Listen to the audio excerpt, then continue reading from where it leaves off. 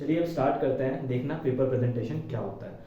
देखो, बहुत ही important topic है ये पेपर प्रेजेंटेशन। पेपर प्रेजेंटेशन का मतलब क्या होता है कि जब आप क्वेश्चन पेपर को देखते हो, क्वेश्चन पेपर को देखने के बाद जो पहला थॉट आता है आपके दिमाग में कि क्या करना चाहिए। पहले सबसे पहले जो भी आपके पास पेज रहता है, ठीक है, इस पेज में आपको क्या करना है, आपको ऑलरेडी रफ कर लिया, ऑलरेडी स्पेस रहेगा, नहीं रहेगा तो एक रफ का स्पेस आप जरूर बना दीजिएगा, ठीक है। और बहुत वेस्ट मत करिएगा पेपर को, क्योंकि आपको ये लगता होगा कि बहुत सारा पेपर लिखने से मार्क्स बहुत ज़्यादा मिल जाता है, तो बिल्कुल भी ऐसा कॉन्सेप्ट नहीं है। क्योंकि मैं कॉपी चेक करने जाता हूँ सीबीएसई में, तो ऐसा कॉन्सेप्ट तो बिल्कुल भी नहीं रहता। आपको क्या करना है, क्वेश्चन पेपर देख करके जो सेक्शन, जो भी क्वेश्चन पहले आता है उसको अच्छे से करिए। मतलब अगर आपको 24 नंबर क्वेश्चन अच्छे से आता है तो आप 24 नंबर लिखिए और वहां से स्टार्ट कर दीजिए। कुछ कुछ बात जो बहुत इंपॉर्टेंट है उसको ध्यान से समझते हैं। पहला 5 से 7 पेज आप वही क्वेश्चंस को अटेम्प्ट करेंगे जो आपको बहुत अच्छे से आता है, प्लस उसमें थोड़ा टाइम लगता है। ये बिल्कुल भी जरूरी नहीं है कि आप ऑब्जेक्टिव को सॉल्व करके दिखाएं, एकदम जरूरी नहीं है। आप ऑब्जेक्टिव को बिना सॉल्व करके आंसर डायरेक्ट लिख सकते हैं। बस याद ये रखिएगा कि अब जैसे कोई बच्चा 1 का ए लिखता है, कोई बच्चा 2 का बी लिखता है, ये मत करिएगा। ये बहुत ही ज़्यादा आपसे निवेदन है। अगर आप ए लिखते हैं तो साथ में उसका आंसर भी आप जरूर लिख दीजिए जो लिखा हुआ रहता है, ठीक है। सॉल्व करने की जरूरत नहीं है, कहीं भी कॉपी में सॉल्व करके दिखाने की जरूरत नहीं है, आप रफली सॉल्व कर सकते हैं, ठीक है। तो ये एक चीज़ है। पेपर प्रेजेंटेशन का मेन पर्पस यही रहता है कि आपको क्या क्या चीज़ उसमें ध्यान देना है। ध्यान क्या देना है कि क्वेश्चन आप कोई भी अटेम्प्ट कर सकते हैं, नंबर आपका करेक्ट होना चाहिए, ठीक है। और वाला क्वेश्चन जब स्पेशली आप करोगे तो उस पर बहुत ज़्यादा फोकस करोगे, और वाले क्वेश्चन को ध्यान से उसका नंबरिंग होना चाहिए। प्लस इंपॉर्टेंट चीज़ क्या है, कोई भी क्वेश्चन स्टार्ट करने से पहले अगर कुछ गिवन दिया हुआ है तो आप गिवन जरूर लिखिए। प्लस फॉर्मूला अगर आपका उस क्वेश्चन में लगता है किसी भी चीज़ का तो फॉर्मूला जरूर लिखिए। ये दो बातों को बहुत ज़्यादा ध्यान देना है, गिवन और फॉर्मूला। और उसके बाद जो आपका फाइनल आंसर आता है, ठीक है, फाइनल आंसर को आप जरूर अंडरलाइन कर दीजिए या बॉक्स में उसको डाल दीजिए। ये 3 चीज़ें हैं जिसको आपको पेपर प्रेजेंटेशन में बहुत ज़्यादा ध्यान देना है, गिवन, फॉर्मूला, आंसर। अगर हो सके तो फॉर्मूला में आप अंडरलाइन जरूर कर दीजिएगा, आंसर को आप अंडरलाइन जरूर कर दीजिएगा, ठीक है।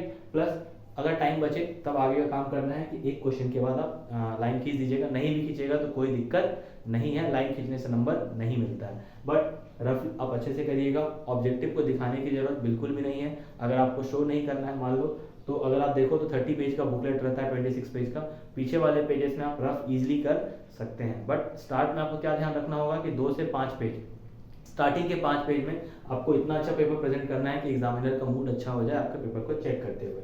तो ये तो बात रहा पेपर प्रेजेंटेशन का। टू द पॉइंट आंसर बहुत जरूरी है, ठीक है। ये 3 बात और टू द पॉइंट आंसर, क्योंकि बहुत ज़्यादा आपको स्पेस, हाँ, स्टेप को ओमिट मत कीजिएगा, क्योंकि मार्किंग स्कीम अगर आप देखे होंगे सीबीएसई का तो हर स्टेप का मार्क्स होता है, specially formula, given and answer का हर क्वेश्चन में आंसर का मार्क्स होता है, तो क्वेश्चन छोड़ना नहीं है। अब आ जाते हैं टाइम मैनेजमेंट। टाइम मैनेजमेंट कहने का मतलब क्या है, देखो आपके टोटल जो क्वेश्चन पेपर है, सेक्शन ए, उसके बाद section B, then section C, then section D, then section E.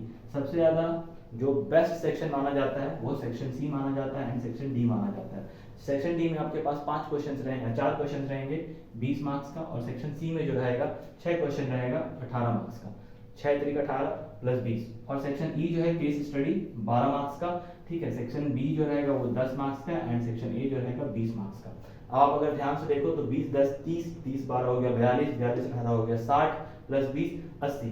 सबसे इंपॉर्टेंट सेक्शन मेरे हिसाब से जो आता है वो ये दोनों आता है, ठीक है।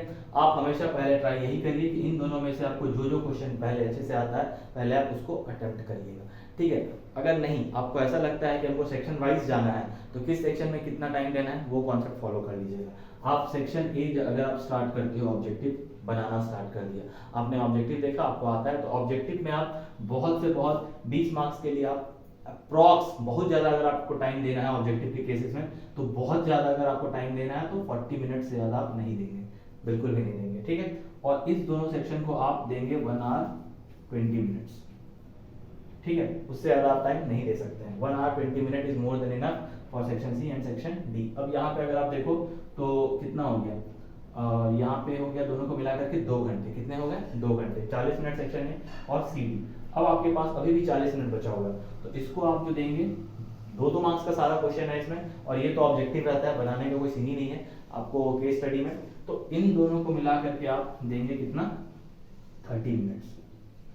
अब देखिए ध्यान से, 10 और 12 कितना हो गया 22 मार्क्स, 22 मार्क्स 30 मिनट, आप बढ़ाना चाहो तो बढ़ा सकते हो, 40 मिनट्स कर लो इसको, ठीक है। तब देखो कितना बढ़िया टाइम मैनेजमेंट हो गया। सेक्शन ए जो होगा उसको आप 40 मिनट लेंगे, सेक्शन बी और ई को साथ में लेकर के चलिएगा, कोशिश करिएगा साथ में लेकर के चलने का, और नहीं तो सेक्शन ए और सेक्शन ई को भी आप साथ में लेकर के चल सकते हैं, क्योंकि पैटर्न दोनों का सेम होता है। बट मैं आपको यही बोलूंगा कि सेक्शन ई को आप कोशिश करें लास्ट में करने का, अगर इजी आता है तो आप पहले भी कर सकते हो, कोई इशू नहीं है। बट मेरी सबसे यही मतलब निवेदन रहेगी और समझने का यही स्कीम है कि इन दोनों सेक्शंस को आप अच्छे से अटेम्प्ट कर लीजिएगा इन द फर्स्ट ब्लॉक, ठीक है। तो अब आप देखिए 40 मिनट आपका हो गया किसमें, सेक्शन ए में। बी और ई को मिला के हो गया 40 मिनट, 40 40 80 मतलब 1 घंटा 20 मिनट, और सी और डी मिला करके है 1 घंटा 20 मिनट, मतलब आपको अभी भी कितना मिनट बचा है, 2 घंटा 40 मिनट आपका कंप्लीट हो चुका है।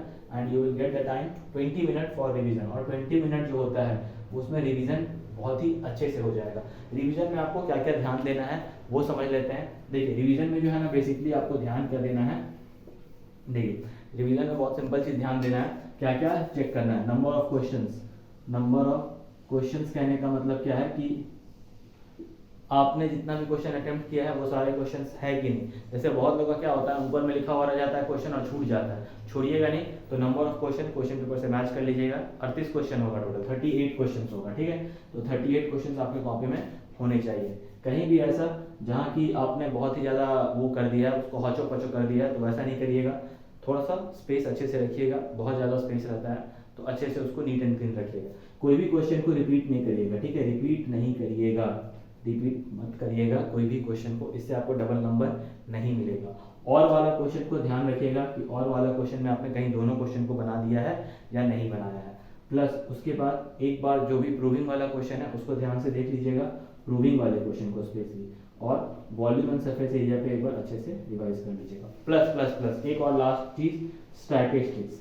स्टैटिस्टिक्स का आंसर हमेशा छोटा छोटा आंसर आता है, ठीक है। तो उसमें अगर जोड़ घटा गुना भाग करना है तो बहुत ही प्रिसाइजली करना है, बहुत ही ध्यान से करना है। तो ये पूरा टिप्स है कल के एग्जाम के लिए, और ऑल द बेस्ट सभी लोगों को, अच्छे से एग्जाम दीजिए, बहुत ही ज़्यादा ध्यान से एग्जाम देना है आपको, और कोशिश करना है कि 80 में मिनिमम 75 नंबर सबको लेकर के आना है, जो भी लोग इस वीडियो को देख रहे हैं। और आप जरूर शेयर करिए अपना मार्क्स, कितना आएगा आपका मार्क्स, और जैसे ही आपका एग्ज़ाम स्टार्ट होगा दिमाग को स्थिर रखिएगा, बहुत ज़्यादा हुलहुलाने का जरूरत नहीं है, आराम से एग्जाम दीजिए और अच्छा मार्क्स स्कोर करिए। अगेन ऑल द बेस्ट और अच्छे से एग्जाम दीजिए। फिर मिलेंगे अगले वीडियो में। जय हिंद।